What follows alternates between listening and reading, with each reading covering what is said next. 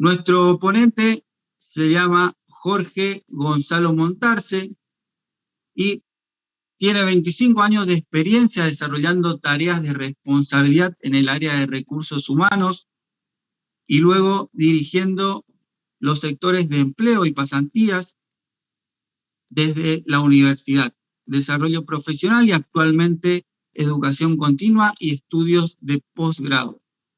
Perfil de docencia universitaria, más de 10 años desarrollando actividad docente, tanto presencial como en modalidad a distancia, sincrónica y asincrónica.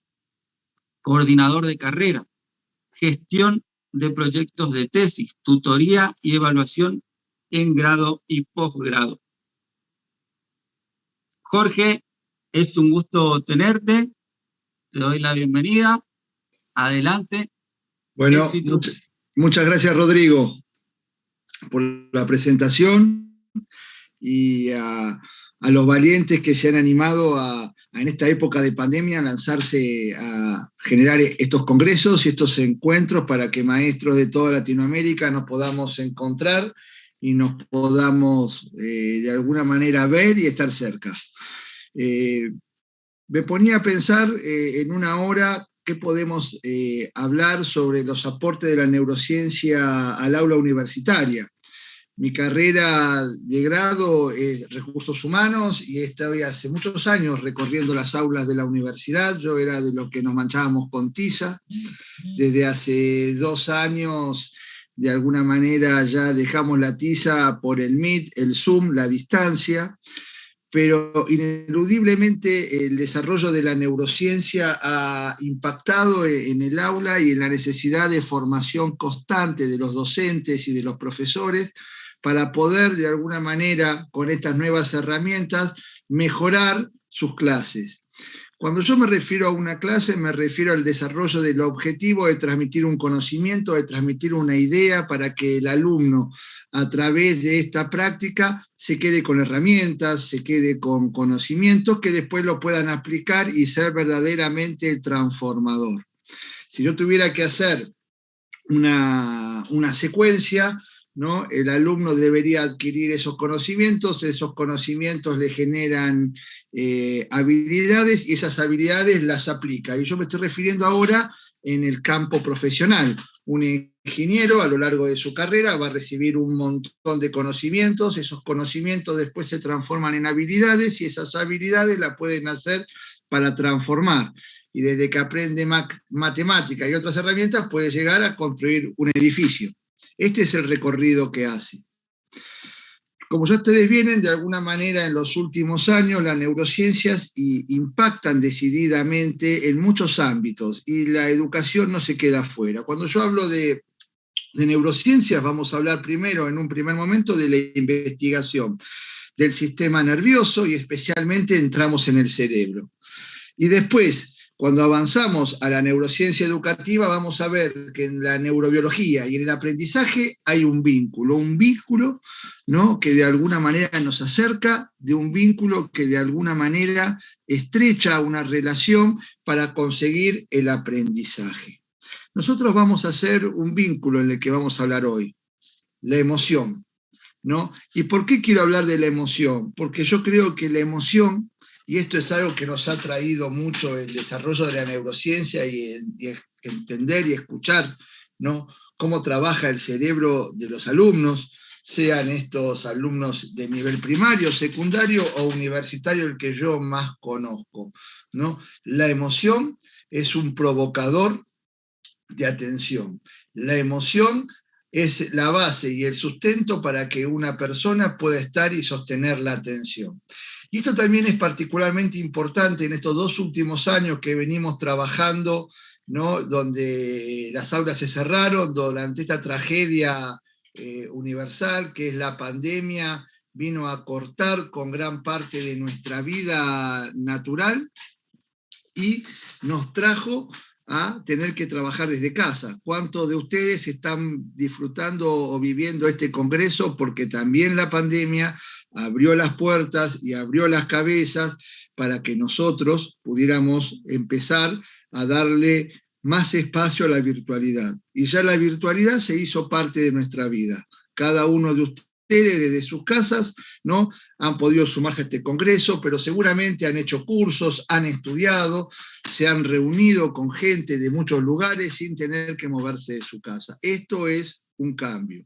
Pero también, como trae cosas buenas, este cambio trajo cosas malas, porque se acabó ese refuerzo que había en el aula, ese estar con el compañero, esos breaks que generaba el tomar un café, el generar vínculos, y esos vínculos podían ser personales, pero también redes de networking, pasarse la tarjeta, encontrar en el compañero una persona que le podría explicar algo que no habían entendido e ir reforzando el conocimiento. La universidad y las universidades del mundo, si uno ve y las recorre, ven como que cada vez más, a la par que se va generando una mejor infraestructura para el aula, equipamiento, también se va generando nuevos espacios para que los alumnos compartan espacios libres, cafeterías, bibliotecas parlantes, jardines, lugares para sentarse, porque lo que hace la universidad en esos espacios es estrechar, ¿no?, los lugares de diálogos, de intercambio, de comunicación. Y en la medida que se van generando esos niveles de diálogo, de intercambio, de comunicación informal, ¿no?, de alguna manera se va reforzando lo que se estudia en el aula. De alguna manera, este camino lo que termina siendo es este término tan común hoy, que lleva un tiempo de recorrida, se termina invirtiendo el aula. Ya no va la gente, ¿no?, a escuchar la ponencia del docente o una especie de clase magistral, sino que a lo mejor ya esa persona trabajó antes, dialogó, trabajos, acciones, y llegamos al aula para el momento del debate, del desarrollo, de buscar ese anclaje emocional con lo que estamos haciendo. Fíjense cómo el desarrollo de la neurociencia le va dando tanta importancia a la emoción, al movimiento, al sentido del tiempo, al relato para generar atención. Y de eso quiero hablarles.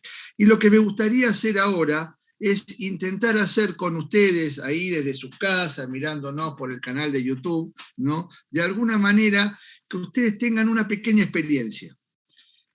Una hora es muy poco, pero sí lo que me gustaría es ver la manera de compartir de alguna manera, de que ustedes puedan tener una pequeña prueba de lo que vamos a hacer con esto.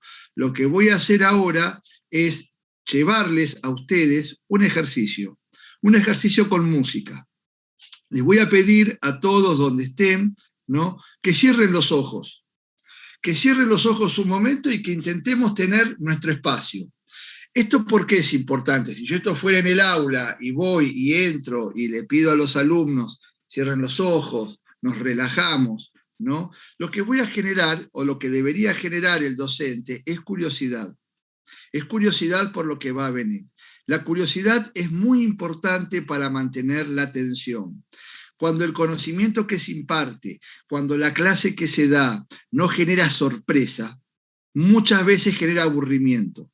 Y cuando se genera el aburrimiento, el cerebro, la persona, va a buscar un punto de escape. Verá la ventana, agarrará el celular, buscará la manera de superar ese momento de tedio. Por eso es tan importante, cuando uno va al momento de generar una actividad, ¿no?, es tan importante el tema de podernos escuchar y de generar a través de la escucha inquietud, ansiedad, un poquito, para ver lo que va a venir.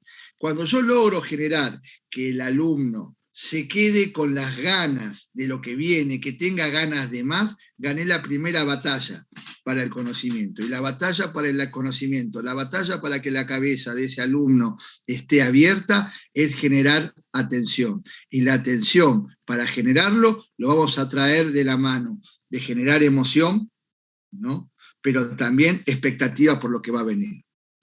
La expectativa y la emoción me va a anclar a esa cabeza del alumno, a la clase, a lo que quiero transmitir. Y para generar la emoción, muchas veces la palabra del docente no alcanza.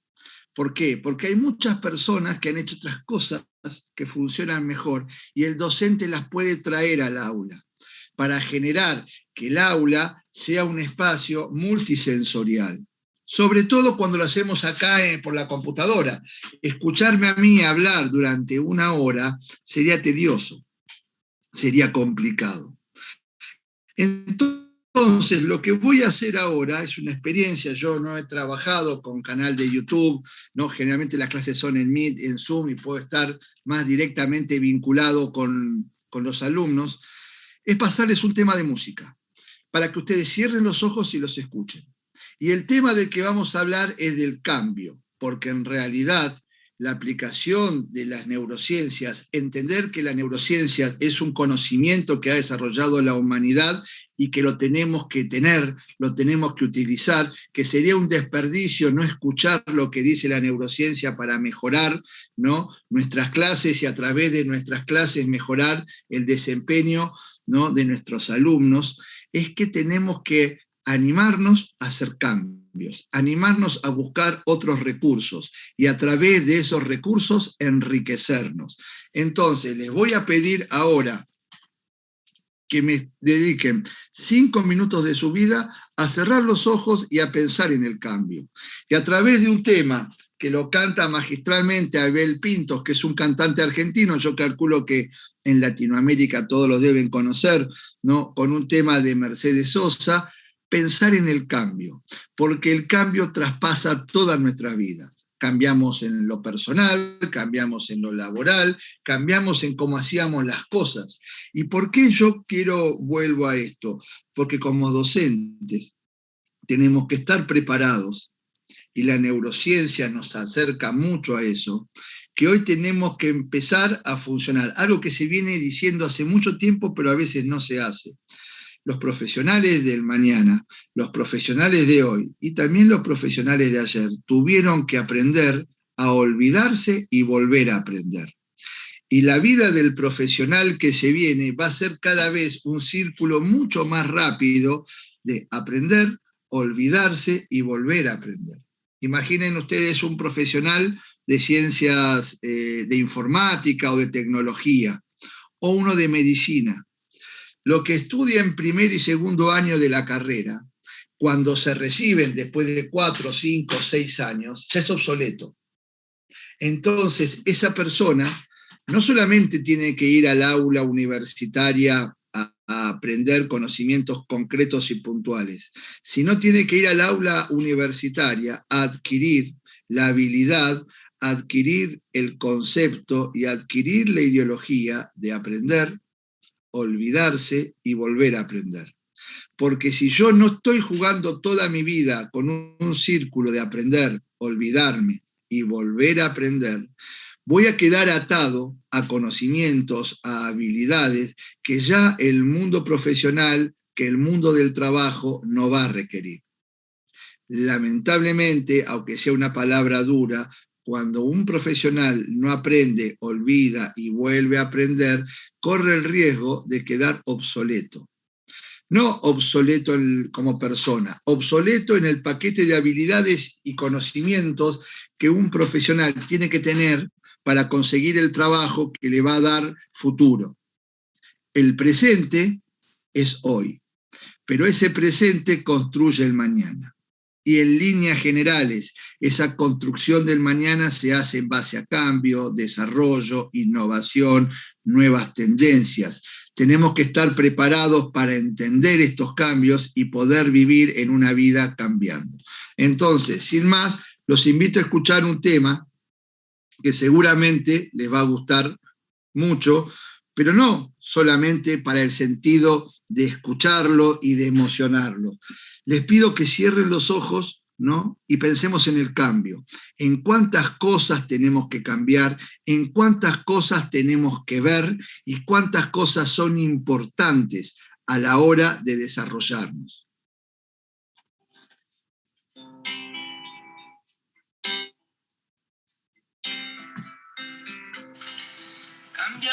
Espero que se escuche.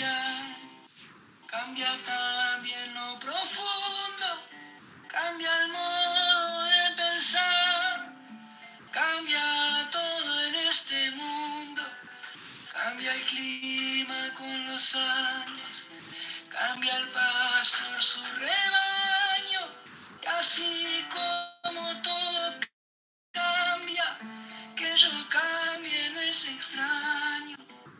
Cambia, todo cambia.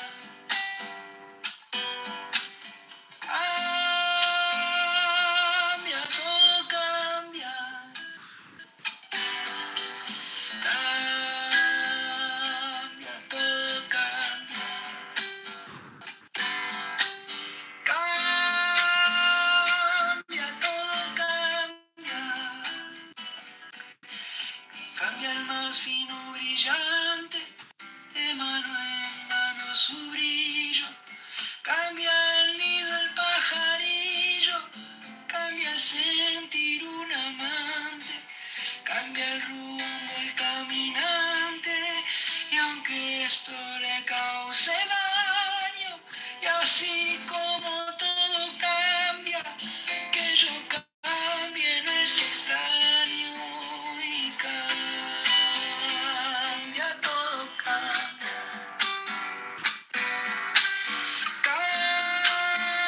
Cambia, todo cambia.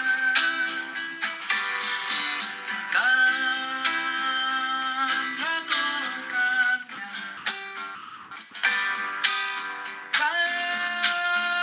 Cambia, todo cambia. Cambia el sol en su carrera cuando la noche subsiste. Cambia la planta y se viste de verde en la primavera. Cambia el pelaje la fiera, cambia el cabello el anciano, y así como todo cambia, que yo cambie no es extraño, y cambia, todo cambia. Cambia, todo cambia. Cambia, todo cambia. Bueno, la canción continúa, pero quería darle este cierre como para poder ver. Ahora voy a entrar para ver en paralelo el canal de YouTube.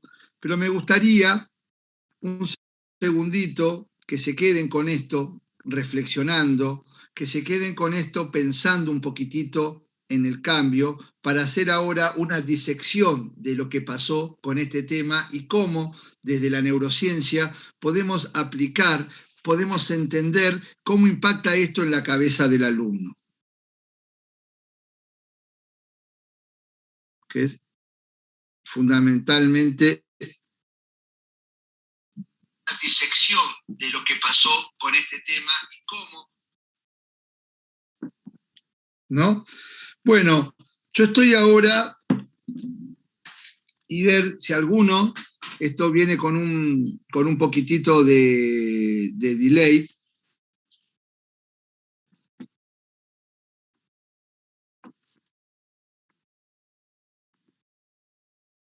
¿No? Bueno, yo estoy ahora y ver si alguno, esto viene con un poquitito de delay. Si alguno quiere escribir algo en el chat del canal de YouTube, ¿qué les trajo este tema? Si ustedes tuvieran que pensar, ¿no?, en el cambio, si tuvieran que sentir en este tema de qué les hizo sentir este tema. Imaginemos, ¿no?, en el tema de mirar y de generar, ¿no?, esta situación de cambiar, ¿no?, este tema en lo emocional. Ahí Claudio Serabona nos comenta, aparte es un amigo, Claudio, cómo podemos garantizar el cambio sin caer en el gatopardismo. Es una buena pregunta. Primero, que en el desarrollo de las nuevas habilidades y en el desarrollo que tenemos nosotros en las aulas, es primero, es difícil garantizar el cambio. el cambio es una necesidad. El cambio es una necesidad, ¿no?, que lo impacta. En el mundo de la universidad, en el aula, muchas veces lo que obliga el cambio es el mundo, es la organización, son las empresas que vienen a buscar profesionales y cada vez exigen más y nuevas habilidades, habilidades que después voy a dedicarme un segundito. Entonces, ¿cómo evito el gatopardismo? ¿Cómo evito ese tema de hacer que cambie para que nada cambie? Con una interdependencia, ¿no?, muy fuerte, una interdependencia social del mundo de la universidad con las necesidades de las personas concretas, específicamente de las organizaciones que son los que van a tomar a los profesionales. ¿Y cómo es tan importante este tema, ¿no?, de la neurociencia para aplicarlo en el aula? Si yo me veo en un currículum que ustedes presentaba a un profesional, un currículum hace aproximadamente, no te digo un siglo atrás, hace 30 años, muy probablemente el núcleo de un currículum estaba dado por qué habilidades tiene manejo de inglés, qué habilidades tiene manejo de tal programa, manejo avanzado de tal otra cosa, yo hice tal esto, ¿no? Tantas cosas que uno hacía. Pero cuidado, los currículums de ahora y las empresas sí necesitan mucho nivel de inglés. Pero ¿de qué me sirve a mí una persona que haya estudiado inglés durante 20, 30 años, ¿no? Durante 20 o 30 años haya estudiado inglés, estoy diciendo una tontería, en realidad vamos a ver 10 años de inglés. Pero cuando yo lo contrato para trabajar, esa persona es tan tímida que ese conocimiento le queda guardado, no porque no sepa inglés, porque le falta otro paquete de habilidades para socializar, para interactuar, para compartir. Las organizaciones del futuro no van a buscar solamente personas que tengan mucho conocimiento, van a buscar personas que tengan conocimiento y un equilibrio de ese conocimiento con otra cosa muy importante, que es la capacidad de compartir, de trabajar en equipo, de empatizar. El poder empatizar, el poder ponerme del otro lado, en el poder ponerme del lado de la persona que está mirando frente a mí, es una habilidad que no se aprende puntualmente en la unidad de un libro, sino que se va transcurriendo y uno se va formando durante la vida para poder escuchar, entender, poder ponerme en el lugar del otro. Cuando ahí me comenta Agustín que le resonó mucho la palabra engrandecer más que cambiar, ¿no? Yo creo que está bien, me parece que esto de ir ajustándonos lo tenemos que tener muy presente. Las cosas, cuando se van, a lo mejor muchas veces cuando nosotros definimos la palabra cambiar, muchas veces también es la adaptación. Y uno lo que tiene que intentar hacer es adaptar. Seguramente, si yo hago una disección de ejemplo del por qué teníamos este tema de música, cuando yo pongo un tema de música, que puede ser otras cosas, ¿no? Uno busca en la música primero un mensaje, el contenido del texto, el lenguaje y un metalenguaje, la emoción. La emoción lo da el tono de voz, la melodía, el sonido. Esas dos cosas, cuando yo tengo un buen mensaje potente y tengo esta melodía, la música, cuando se va juntando genera emoción. Y la emoción nos genera una transformación, ¿no? Entonces, lo que uno tiene que hacer con esta emoción y con este mensaje genera una historia. Los buenos docentes, y si ustedes se recuerdan y se van atrás cuando iban a la universidad y cuando iban al colegio, a lo mejor nunca en su vida habían escuchado y hablar de neurociencia. Pero seguramente si nosotros nos recordamos a un buen docente de nuestra infancia, la primaria, la secundaria, podríamos encontrar 3 o 4 condiciones que tenía y que seguramente aplicaba los principios de la neurociencia en la educación sin saber que era neurociencia, pero sí sabían que era educación. Primero, un buen docente, un docente en nuestra historia sabía contar historias. Entonces tenía que hablar de geografía, tenía que hablar de historia, no era tirar un montón de datos, sino hacían este storytelling, de generar una historia para que nosotros quedáramos atrapados y prendidos de la historia. Sus clases eran como una novela, donde uno termina con ganas de que venga el segundo capítulo, ¿no? Segmentaba el conocimiento, no nos daba todo junto, lo daba en partes, porque nosotros aprendemos por partes, pero esas partes van teniendo una integridad y una totalidad. Entonces nos quedábamos con ganas de seguir escuchar. Hacía que nosotros, ¿no?, que nosotros quisiéramos más. Generaba emoción, generaba atención y generaba inquietud por lo que venía. Generaba curiosidad. La curiosidad es el motor, ¿no? La curiosidad es el motor de lo que tenemos que ir haciendo nosotros. Y a eso se le sumaba que durante la clase, un docente que recordáramos por sus buenas clases no eran monótonos. Teníamos historia, teníamos contenido, pero también su voz no era la misma. Había tonos de voz, había un chiste para atraer la atención, había un juego de palabras con algún alumno para que nosotros entendiéramos que estábamos en el aula y levantáramos la atención. Entonces, esa persona, con el paso del tiempo, ¿no?, seguramente de esas clases, hoy ustedes pueden cerrar los ojos y pueden recordar la clase y les vendría a la memoria una imagen multisensorial. Se acordarían del tono de voz, se acordarían de las cosas que hacía el profesor, les acordaría, ¿no?, de alguna manera todos estos recuerdos. Y esto es, ¿no?, lo fantástico de que esa persona que lo hacía porque le salía, le hacía porque lo entendía que de esa manera, hoy nosotros como docentes, ¿no?, hoy como docente tenemos la herramienta fantástica de entrar y de poder ver que la neurociencia ha definido un decálogo de las cosas que necesitamos, ¿no? Me voy a parar un segundito en un comentario de Rodrigo Ezequiel Ramírez, ¿no? Cambio como sinónimo de desarrollo y evolución. Y esto es importante porque el cambio es un compromiso. Y cuando nosotros cambiamos, yo no puedo prever antes del cambio que el cambio va a ser bueno o va a ser malo. Ahora, el cambio, cuando es pensado, es planificado, es organizado, es un riesgo, pero nos debería llevar por el camino del desarrollo y la evolución. ¿Por qué cambiamos? Cambiamos por lo que uno está haciendo, a lo mejor ya no llega a los resultados que tenemos, porque lo que estamos haciendo hoy no nos garantiza el éxito, y el éxito puede ser que el alumno puede insertarse profesionalmente. Esto es importante. Yo siempre quiero hablar de que mi experiencia fuerte es en la universidad. Y en la universidad yo he trabajado en muchos lugares, pero mucho tiempo he tenido que trabajar en dos vínculos.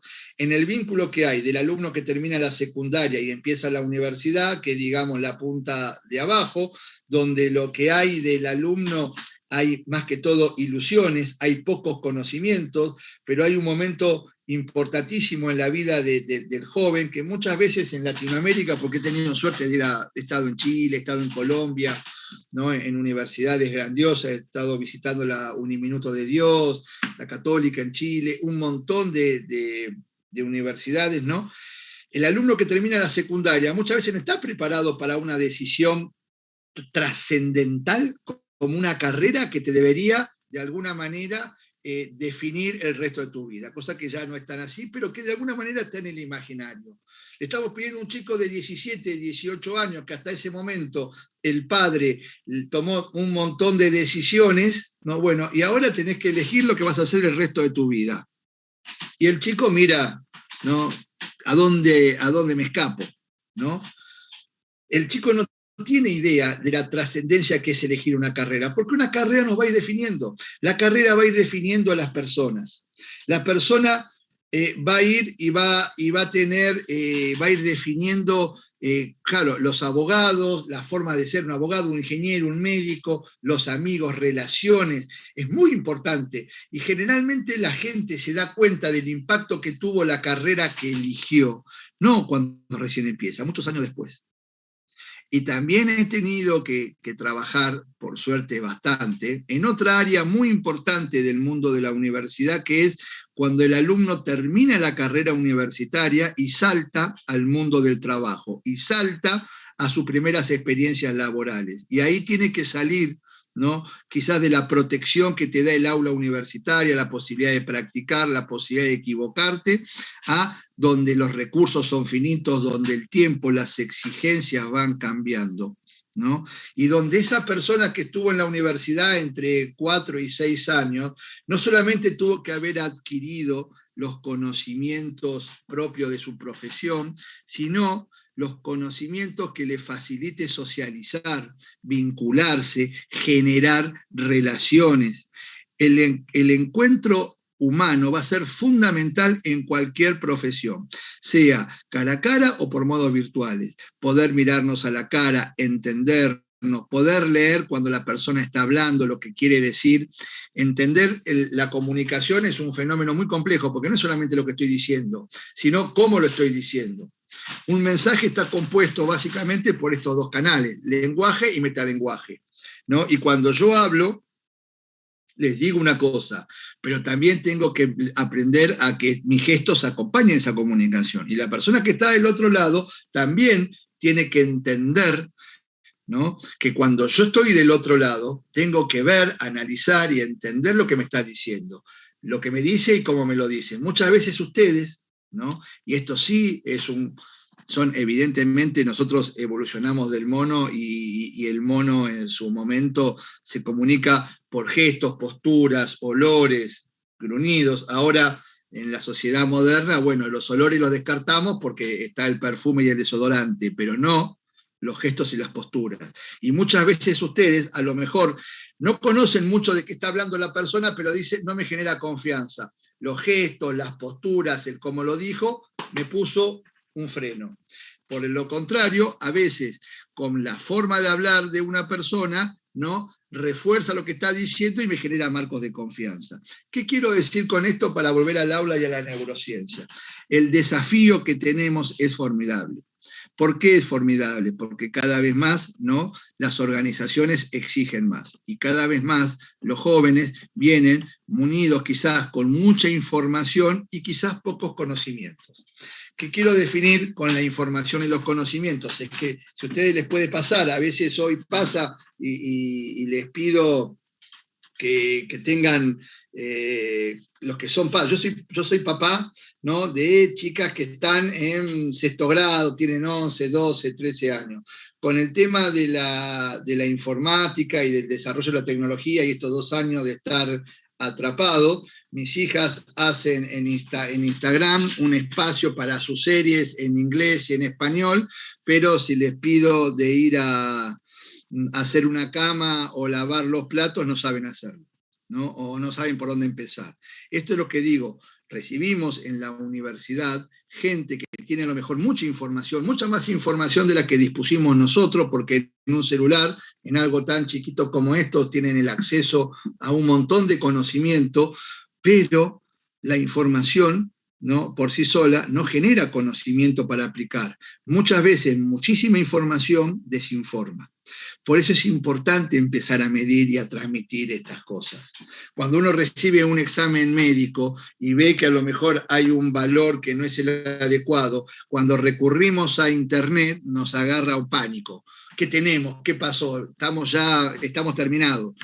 Y cuando vamos al médico vemos relajado, no, esto no es nada, ¿no? ¿Por qué? Tener mucha información no necesariamente significa tener muchos conocimientos. El conocimiento va a ser el conjunto de habilidades para poder aplicar esa información y generar un resultado. Un ingeniero va a poder ver un montón de cálculos y con eso va a poder hacer un plano y ese plano transformarse en una obra. Para mí pueden ser un conjunto gigante de números inentendibles. Yo adquiero la misma información, lo que sí no tengo son las herramientas de análisis. En este contexto de trabajo, en este contexto de tanta información, de la capacidad de datos para llegar a análisis, y ni siquiera les voy a hablar ni entrar en el espacio Big Data, entra la relación del profesor en el aula para trabajar con sus alumnos. Y para eso, que es lo que veníamos a hablar, ¿no?, veníamos a pensar en el tema de esta de neurociencia. La neurociencia lo que es, ¿no?, una ciencia un espacio que tiene desarrollo muchísimo por delante. Yo a veces voy trabajando y en este desarrollo que yo voy pensando muchas veces se dice que el hombre conoce mucho más del espacio que del fondo marino. El hombre ha llegado a la luna, el hombre ha desarrollado un montón de conocimientos sobre el mar, sobre el ecosistema y la ecología. A veces la información, mire, que somos todo lo que sabemos del clima, pero sin embargo seguimos teniendo serios problemas con el calentamiento global, ¿no? Entonces, no necesariamente tener información genera conocimiento para la aplicación, primero. Pero también hoy el hombre recién ahora está conociendo profundamente hacia el centro del cerebro, a entender cómo son los procesos neurobiológicos que impactan en el aprendizaje, en las relaciones, en el desarrollo de las personas. Esto es importante. Hay muchas cosas que tenemos que tener presente para diseccionar una actividad como esta. Una buena clase debería tener un ciclo de emoción, un ciclo de relato, un ciclo de movimiento. Esto de tener los alumnos sentados sin moverse hace que también la atención baje, que venga el cansancio, que venga la modorra. Hacer movimientos, el cuello, parar la clase 30 segundos para que las personas puedan simplemente cerrar los ojos, moverse un poco, hacer algún movimiento, nos pone de vuelta en atención, sobre todo cuando trabajamos con gente más grande. Ahí Claudio pregunta, ¿no?, el tema de algunos espacios de educación no formal. Y esa pregunta de Claudio, que es un amigo, encierra una trampa. Él y yo fuimos en grupos distintos muchísimos años scout. ¿Y por qué yo siempre traigo el ejemplo de los scouts? Muchas de las cosas que yo aplico en el aula, muchas de las cosas que yo apliqué trabajando con jóvenes y adolescentes en la universidad, lo aprendí de una organización como los scouts, ¿no?, una de las organizaciones juveniles más grandes del mundo, donde se trabaja la acción, donde se trabaja en el movimiento, donde se segmentan las actividades para dar pequeñas responsabilidades. Y como scout hay un montón de organizaciones que le aportan conocimientos a los jóvenes para que después lo puedan aplicar en su vida profesional, ¿no? Porque yo tengo amigos míos, ¿no?, que son médicos, que aprendieron muchísimo de medicina en el aula, pero cómo tratar al alumno que tiene una enfermedad grave lo aprendieron en los scouts, ¿no? Yo tengo muchísima gente que durante muchísimos años, ¿no?, fue a formarse como músicos, ¿no?, como profesores, pero cómo trabajar con su banda y gestionar la banda y el trabajo en equipo, cómo encontrarse con los alumnos, lo aprendieron en otro lugar totalmente ajeno a la universidad, que es este espacio no gubernamental. Por eso es importante en el aula poder conocer a los alumnos. Para poder yo tener un sentido práctico y con quién estoy sentado del otro lado, el docente no puede perder ni un minuto cuando empieza la clase, sobre todo los primeros minutos de una cursada. En la universidad más importante, que hay mayor recorrido de vida que en otras organizaciones, que en otros niveles como en la primaria y secundaria, preguntarle al alumno de dónde viene, qué hace, qué quiere, qué le gusta. El conocer profundamente de dónde viene, qué quiere, qué desea el alumno, qué cosa le gusta, les va a servir para contextualizar las historias, generar las emociones para llegar a buen puerto. Yo soy profesor en temas de recursos humanos y siempre pregunto lo mismo, ¿no? Cuando doy clases en posgrado con gente más grande, que me cuenten buenas experiencias y malas experiencias en su vida laboral. ¿Por qué? Porque de ahí se pueden recuperar datos para compartir en el aula. Y cuando alguien nos cuenta una situación mala, generamos atención y generamos emoción. Cuando alguien cuenta cómo lo despidieron y cómo fue su traspaso desde que lo despidieron, cómo negoció una indemnización, cómo se reinventó para conseguir otro trabajo, me garantizo casi generalmente la atención del resto de los alumnos. ¿Por qué? Porque el relato genera emoción, la emoción ¿no? Es el motor de la atención. Si yo voy y hablo de estadísticas y hablo de números, tiene un valor relativo, pero cuando lo que tengo es la historia, cuando lo que tengo es el recorrido de una persona que ha sufrido, cuando yo tengo a través de este recorrido algo al que identificarme y empatizar, gané la primer batalla y la más importante que tiene que vencer un profesor, que es generar atención. Y para generar atención, el combustible es la emoción. Las actividades tienen que ser, ¿no?, emotivas. Y se puede encontrar emociones desde para explicar cómo son las tablas de multiplicar hasta cualquier tema de cualquier carrera. El desafío y el cambio es preparar las clases para que tengan este círculo.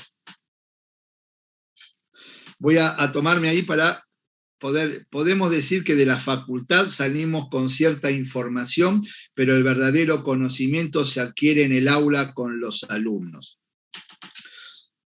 Ángel, es verdad, primero hay que entender desde lo formal, o sea, cuando yo preparo una clase, yo tengo que jugar con la emoción, con la atención, para dar una experiencia multisensorial, pero hay una responsabilidad, hay un contrato que se hace entre el alumno y el docente, que cuando termine la clase yo haya aprendido lo que tengo que aprender de esta materia para poder aplicarlo.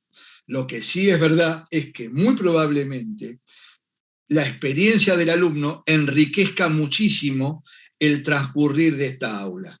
Pero siempre tengo que tener en cuenta que es responsabilidad ineludible del docente, de la institución, el que el alumno lleve a lo largo de este recorrido, alcance los conocimientos que el programa requiere.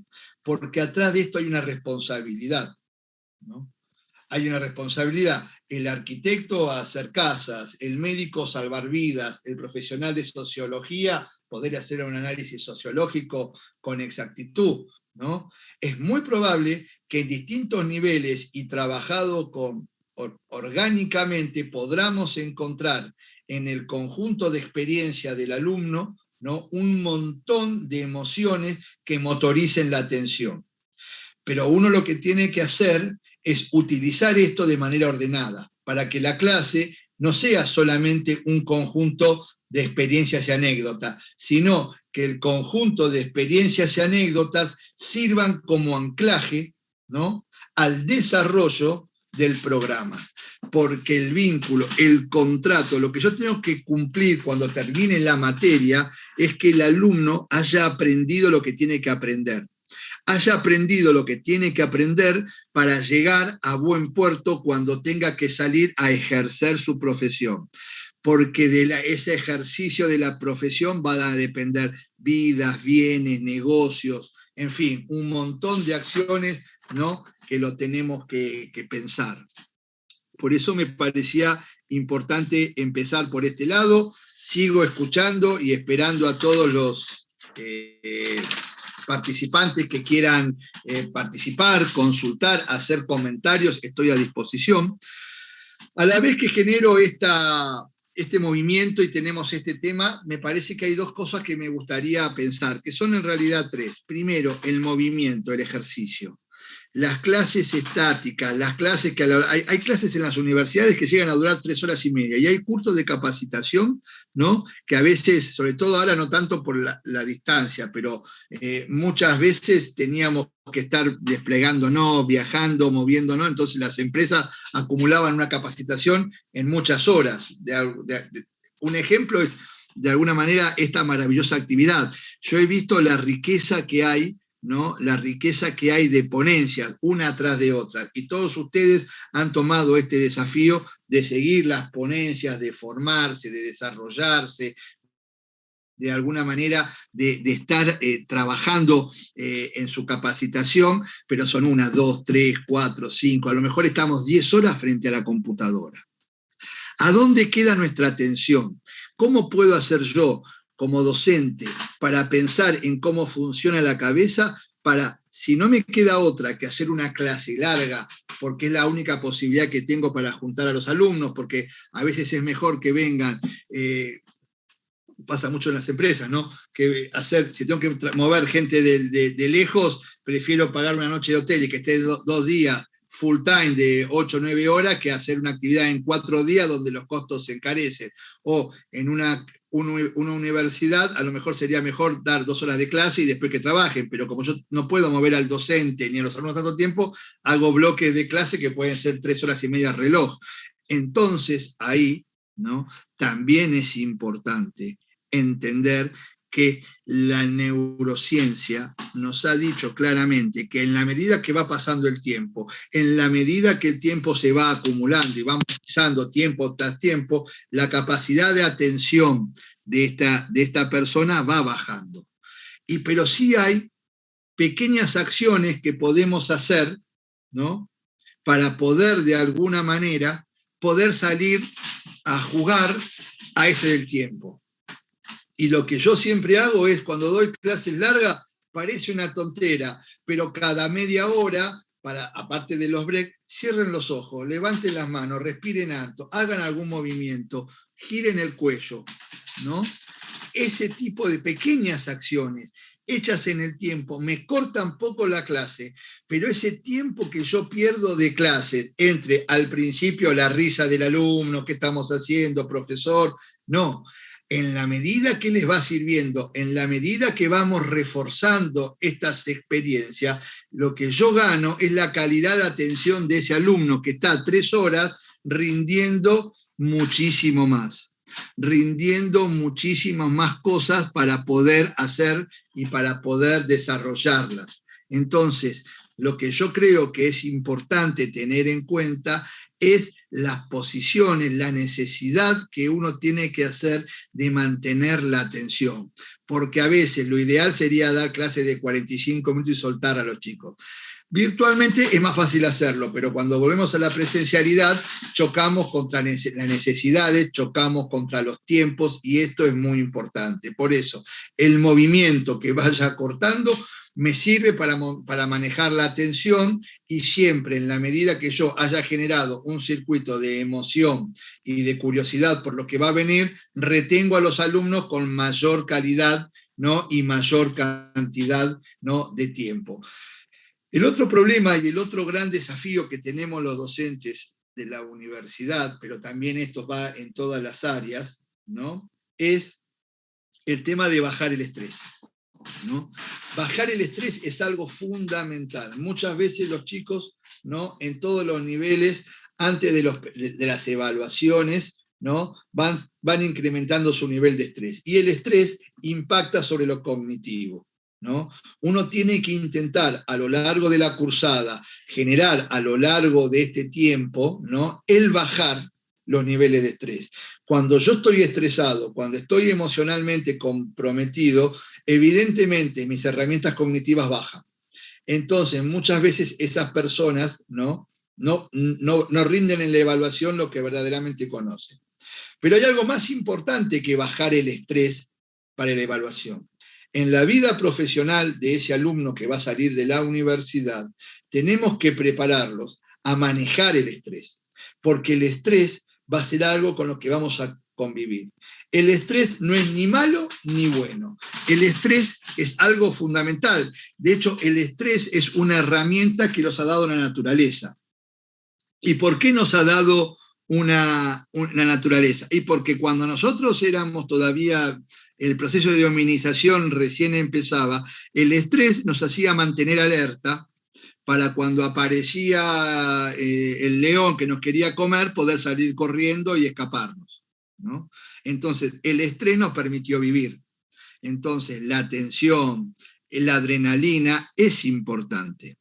También es un problema el distrés, cuando no nos importa nada de nada, entonces nos dejamos a la buena de Dios. Lo que tenemos que hacer es lograr que las personas aprendan a manejar el estrés, se generen confianza a través del estudio, el análisis, para que lleguen al examen capacitados. Si yo estudié, trabajé, me preparé, ¿no? El examen, más que un obstáculo es la oportunidad de mostrar el trabajo que hice antes, pero también el aprender al alumno a que canalice ese estrés, a que canalice la ansiedad, a que lo pueda no eliminar, sino manejar, les va a permitir también una herramienta fundamental para cuando tengan que salir al mundo real del trabajo, manejar obligaciones, poco tiempo, pocos recursos, urgencias. Todo esto no va a ser siempre muy, muy importante a la hora, ¿no?, de preparar a una persona para el futuro. Porque muy probablemente alguna de las cosas que yo hoy le enseñe, el día de mañana, el alumno va a tener que aprender por su cuenta otra porque no se van a usar más. De hecho, yo a veces cuando doy derecho laboral, muchas de las cosas que les explico, cuando se recibió, cambió la ley, ¿no? Y lo que les tuve que haber enseñado yo es a manejar un lenguaje, a encontrar los libros y actualizarse. Pero bajar el estrés, ¿no?, poder canalizarlo, poder manejarlo, es algo importantísimo para poder superar un montón de desafíos que le genera la vida. Esto es como la diferencia, ¿no?, que hacen los militares entre valiente y temerario, ¿no? Un soldado temerario a lo mejor es peligroso, porque al no tener miedo se lanza así y pone en riesgo su vida y los de los demás, ¿no? Lo que importa es el valor, porque todo el mundo tiene miedo. De hecho, ser miedoso es totalmente natural, pero cuidado, al miedo lo tengo que controlar. Al miedo lo tengo que gestionar para que no me inmovilice. La persona valiente es la persona que tiene miedo, pero lo supera. Y aún teniendo miedo, toma, calcula los riesgos para poder hacerlo. Entonces, y para ir dándole un cierre, ahí he visto un montón de comentarios y de cosas que son buenísimas y les agradezco. En algún caso he visto el tema de los papeles de colores y hacer estas anotaciones con colores. Todos los recursos que traigan la atención son buenísimos. Es más, si ustedes van a hacer, ya a lo mejor, a veces el post-it y todos los papeles en las aulas universitarias ya no se utilizan, pero hacer presentaciones de PowerPoint, poniendo cada vez menos letras y más imágenes, color, para que sirvan como un anclaje, ponerle sonido en la transición de una filmina a otra filmina, todo eso le aporta pequeñas herramientas que hacen anclaje. ¿Anclaje de qué? Anclaje de las necesidades del alumno por quedarse en el aula, generando emoción, generando curiosidad, genero atención. La atención es la base del aprendizaje. Si el alumno no está atento, de nada sirve que yo dé la mejor clase del mundo, que los alumnos no van a entender nada. Ahora, si yo puedo generar atención y a lo mejor la clase no es tan buena, es muy probable que ese alumno se lleve cosas. Mucho más que una clase excelente, ¿no?, cuando no hay. Estas son las cosas, ¿no?, de alguna manera yo quería utilizar esta hora, más que para, no creo que sea la palabra enseñar, porque seguramente ustedes ya esto lo tienen todos recontra presente y muchos de ustedes, ¿no?, de alguna manera lo están aplicando, o porque lo hacían intuitivamente o porque lo venían estudiando y seguramente conociendo.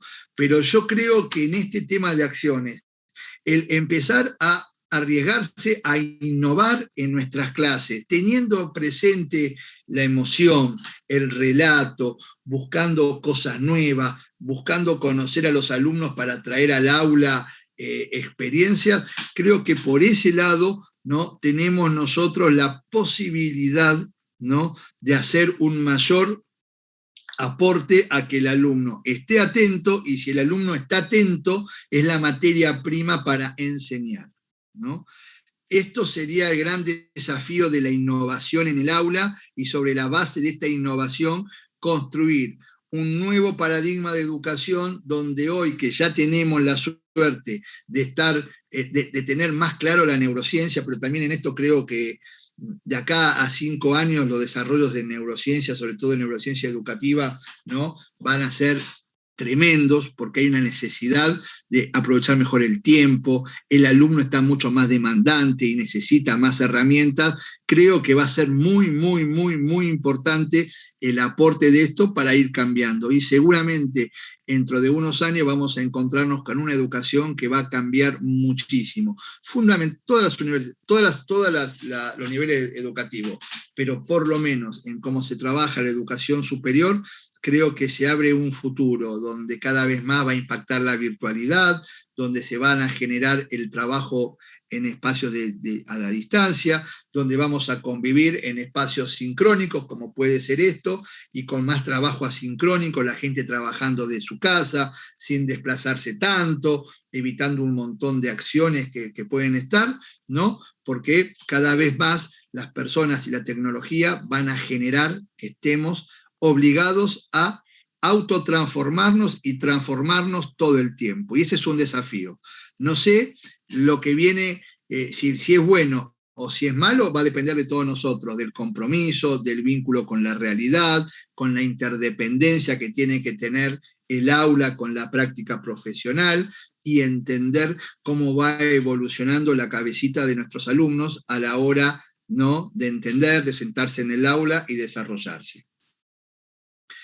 De alguna manera hay un montón, ahí tengo un montón de preguntas, libros sobre derecho laboral de Verónica Giles, hay un montón de libros, ¿no?, que uno puede tener, y sobre todo ahora hay una línea muy fuerte, ¿no?, en el derecho laboral que trabaja en la perspectiva de género y el desarrollo de este vínculo, no solamente distintas etnias, sino hombre-mujer, y el otro gran desafío que tienen las organizaciones para las cuales hay que educar a las personas, ¿no?, para este vínculo intergeneracional, porque este vínculo que hay entre las personas más grandes, los jóvenes, que es un vínculo para superar, porque también hay muchísima desconfianza, ¿no? Es impresionante cómo a veces los jóvenes desconfían de los viejos y los viejos desconfían de los jóvenes, y es un gran desafío para poder sumar las experiencias de todos, las experiencias de vida de uno, las experiencias nuevas que trae el otro. Son grandes desafíos de interacción que tiene hoy el mundo, y donde para eso la universidad nos tiene que preparar y formar. Por ahora yo he terminado esta presentación, no sé si hay alguna duda o cosas concretas que quieran hacer, y tengo unos minutitos para responder.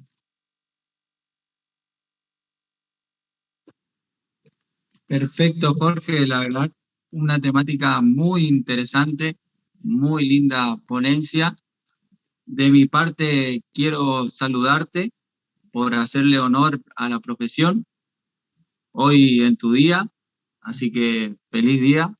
Muchas gracias. Y la verdad, fui tomando nota de algunas palabras resonantes como innovar, compromiso, evolución, desafío, pero sin dudas la que más impacta y la que más nos tiene a todos los docentes involucrados es la del cambio. Y me hace acordar a la famosa frase de Heráclito, el filósofo del cambio, que dice que nadie se baña dos veces en el mismo río. Y creo que eso es lo que caracteriza a esta profesión.